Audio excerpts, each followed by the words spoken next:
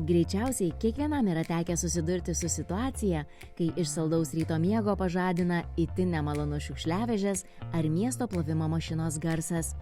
Dyzelinu varomos miesto priežiūros mašinos ne tik skleidžia nemalonų garsą, bet ir teršia aplinką.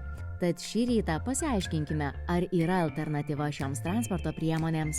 Šį reportažą pristato Gamintojų ir importuotojų asociacija Gamtos ateitis, licencijuota pakuočių atliekų tvarkymo organizacija, koordinuojanti Lietuvos gamintojų ir importuotojų pakuočių atliekų tvarkymą. Apie pakuočių atliekų rūšiavimą plačiau gamtosateitis.lt. Nemaža dalis klientų, kadangi dirbam su savivaldybės įmonėm, tai jos netgi turi reikalavimus iš Lietuvos, iš savivaldybės vyriausybės, kad tie pirkimai būtų kuo žalesni. Tai vienas iš jų yra, kad būtų tiekėjas arba gamintojas, kad turėtų būtent kokybės vadybos standartai ISO 14001 arba analogišką kažkokį. Tai taip, matom tendenciją, kad tai aktualu klientam yra. Tai už nugaros matot du maži automobiliai yra GoPil gamintojo, prancūzai gamintojas yra. Jie gamina komunalinius automobilius skirtus įvairiems kasdieniams darbams. Šiuo atveju, matot, yra savivartis kėbulas, tai mūsų klientai tiek veža lapus, šiukšlės, kažkokius, nežinau, gėlynus prižiūri, tvarko ir panašiai. Visa technika už nugaros yra 100% elektra varoma, tai jinai yra ekologiška, tiek tyliai dirba, nekelia triukšmo, patys šitie automobiliukai, jie yra siauri, gali važiuoti ir dviračių takais, yra lengvi. Tai panaudojimas yra platus, bet sakau, žiūrim į kliento poreikius ir pagal tai yra pritaikomas kėbulas. Gali būti, vieni klientai plauna konteinerius, kitai laisto gėles įsidėję įrangą, sakau, treti, kaip ir minėjau, lapus renka ar ten šiukšlės veža. O didysis automobilis tai yra Bucher gamintojas, kuris gamina vakuuminių šlavimo automobilius. Jie yra skirti miestų gatvėms šluoti vakuuminiu būdu. Irgi yra pilnai varomas elektra, tiek pats automobilis, tiek įranga.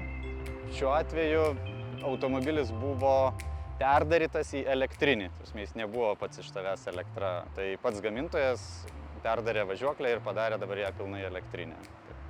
Čia šiuo atveju tai yra naujovė. Šitie automobiliai pirmieji į Lietuvą atvažiavo prieš 2 metus ir jau antrą sezoną dirbo, prižiūrėjo Vilniaus miesto gatves. Tai yra tiek didžiųjų automobilių, kaip matot ant sunkvežimių bazės, ir yra savaeigių automobilių, mažesnių, kurie irgi yra pilnai elektra varomi.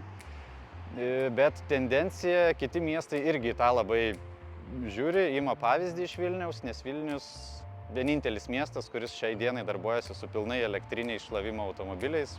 Didžiąją dalį miesto, ypač senamiestį, prižiūri elektra varoma technika. Tai buvo savivaldybės reikalavimas, vienas iš reikalavimų, kad technika galėtų būti elektra varoma, tai nemaža dalis klientų ir pasinaudojo ir būtent pristatė ir darbuojasi tą elektra varomą techniką. Vilnius buvo tokie pionieriai, sakyčiau, kurie išbandė ir dabar taip, kiti miestai vis tiek seka to pavyzdžių ir žiūri, domisi tokio tipo techniką. Įmonės atstovas taip pat pastebi, kad vis daugiau įmonių dėmesį skiria darbuotojų saugumui, renkasi inovatyvias saugos sistemas, apsaugančią žmogų nuo susidūrimo su krautuvu bei gausesnės komplektacijos įranga. Būtent tai parodo darbdavių sąmoningumą bei supratimą, kad patogesnė ir našesnė technika yra svarbi, siekiant kokybiškesnio darbo ir didesnio darbuotojų produktyvumo. Sąmoningesni žmonės tampa ir pakuočių atliekų klausimu, ir šiandien vis daugiau žmonių rūšiuoja atliekas. Tiesa, dar tikrai ne visi tai daro teisingai, tad primename, jog rūšiuojant pakuotes yra svarbu tai daryti teisingai.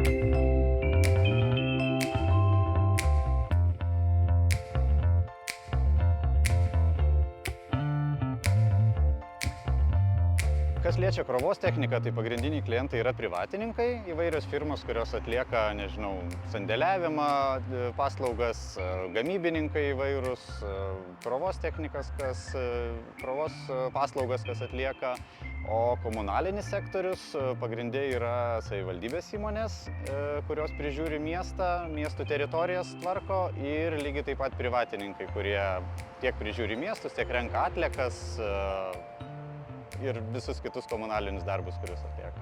Tai didžioji dalis yra savaeigė technika, kas liečia krovos techniką, tai yra pas mus šakiniai krautuvai, jie visi savaeigiai yra.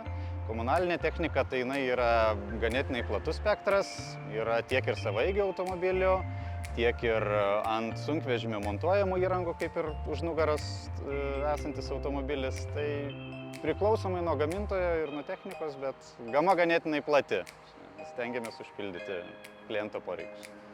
Didžioji dalis dar nuo seno, pati pradžia, kai buvo, tai faktas pagrindinė buvo tiesiog dizelinas arba dujos, kas liečia kokią krovos techniką, bet dabar tendencija, matom, ir jinai yra visoje Europoje, visam pasaulyje yra elektra varoma technika. Tai kuo toliau, tuo didesnis asortimentas ir pas mus technikos yra elektra varomos, tiek ir klientai renkasi ir jau žiūri, skaičiuoja ir nežinau, taršą, kad kuo mažesnė būtų, kuo ekologiškesnė technika, tai bando jau žiūrėti į elektra varomą techniką didžioji dalis.